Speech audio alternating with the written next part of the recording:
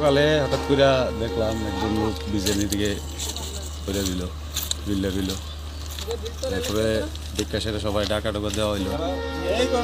Police আইসে অনেকক্ষণ পরে আইসে, পুলিশের যে কথা বলি ঘন্টাখানিক পরে আয়া পড়ছে। এখন আইসে বডিটা তোলা হয়েছে আর কি। এখন পকেটে আধার কার্ড পাওয়া গেছে, দেখতে কোন জায়গার লোক।